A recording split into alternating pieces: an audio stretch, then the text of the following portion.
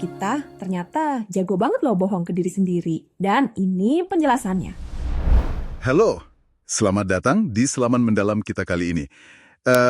Anda pernah merasa sedikit, gimana ya, nggak nyaman gitu setelah membuat keputusan besar? Nggak nyaman gimana tuh maksudnya? Atau mungkin melakukan sesuatu yang agak bertentangan sama apa yang Anda yakini gitu. Contoh deh, baru beli barang agak mahal, terus muncul keraguan kan? Iya, sering tuh. Tapi pas ketemu temen, Anda malah mati-matian meyakinkan diri, dan ya mereka juga, kalau barang itu bagus banget. Nah, perasaan itu loh yang mau kita bongkar hari ini. Oke, menarik. Kita bakal nyelami sumber-sumber yang Anda bagikan soal fenomena psikologis ini. Namanya disonansi kognitif. Misi kita ya, memahami kenapa rasa aneh, tapi umum ini muncul. Terus apa dampaknya buat kita sehari-hari? Oke, siap ya, kita bedah. Siap. Sumber-sumber ini memang ngasih lihat banyak sisi ya. Bener. Jadi, disonansi kognitif ini istilah dari Leon Festinger ya. Intinya sih rasa nggak nyaman secara mental.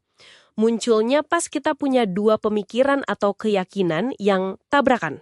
Tabrakan. Iya, atau pas tindakan kita nggak sejalan sama nilai-nilai kita gitu.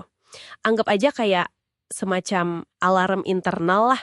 Alarm internal, maksudnya gimana tuh? Ya, jadi otak kita kan secara alami maunya konsisten ya, harmonis antara pikiran sama perilaku. Nah, pas ada yang nggak sinkron, misalnya Anda tahu ngerokok itu jelek, tapi tetap aja ngerokok. Oke. Nah, alarm ini bunyi. Bentuknya bisa cemas, nggak nyaman, rasa bersalah, atau mungkin malu. Perasaan inilah yang dorong kita buat ngelakuin sesuatu biar nggak timpang lagi, biar seimbang. Wah, dorongannya kuat dong berarti ya? Lumayan kuat, ya. Itu menarik banget. Saya sempat baca di salah satu materi Anda soal eksperimen klasik dari Festinger sama Carl Smith. Kayaknya ini nunjukin banget ya kekuatan dorongan itu. Bisa cerita dikit nggak? Oh iya, eksperimen yang itu ya, itu terkenal banget sih. Jadi mereka minta mahasiswa ngerjain tugas yang, bosenin banget selama sejam. Muter-muter pasak kayu gitu berulang-ulang. Sejam? Wah. Ya. Terus setelah selesai, peneliti minta mahasiswa ini buat, ya bohong dikit lah ke partisipan berikutnya. Bilang kalau tugas tadi tuh seru, menarik gitu. Oke, terus bagian pentingnya di mana? Nah ini dia intinya. Sebagian mahasiswa itu dibayar $20. Itu lumayan gede loh waktu itu, buat bohong. Sebagian lagi cuma dibayar $1. $1? Iya, $1 aja. Pertanyaannya, kelompok mana nih yang akhirnya benar-benar percaya kalau tugas bosenin itu lumayan menarik? Logikanya sih yang dibayar mahal kali ya.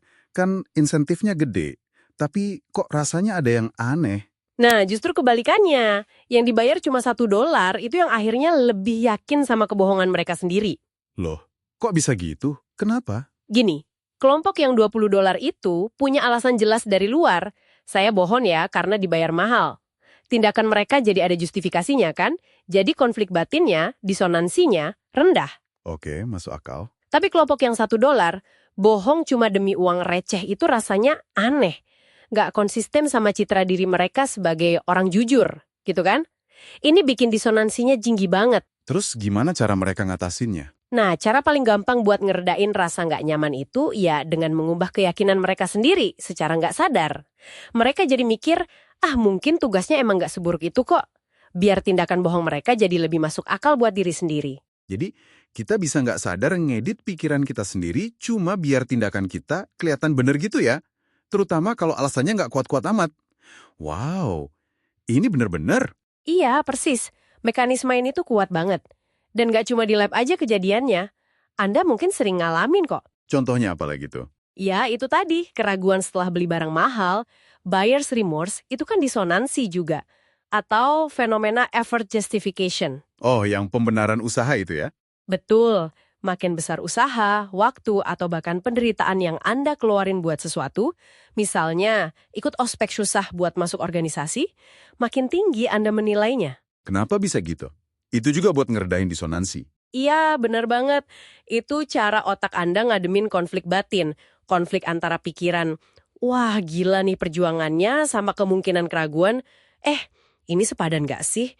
Biar konsisten, Anda yakinin diri kalau usaha keras itu pasti buat sesuatu yang super berharga. Jadi makin susah, makin kita bilang bagus ya? Bisa dibilang gitu. Semakin gede pengorbanan, semakin butuh pembenaran. Terus kalau kita ngerasain disonansi ini, biasanya gimana kita ngatasinnya? Sumber Anda nyebutin beberapa strategi gitu ya? Iya, seringnya tanpa sadar kita lakuin. Yang paling umum itu rasionalisasi. Kita cari-cari alasan biar tindakan kita kelihatan logis. Kayak, nggak apa-apa makan ini kan lagi stres, gitu. Nah, contoh bagus itu. Atau kita bisa juga mengubah perilaku biar sesuai sama keyakinan. Tapi ini biasanya lebih susah sih. Ada lagi nggak?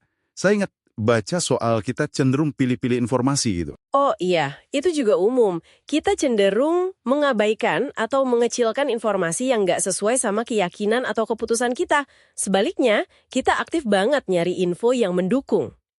Itu namanya confirmation bias, bukan sih? Tepat, confirmation bias.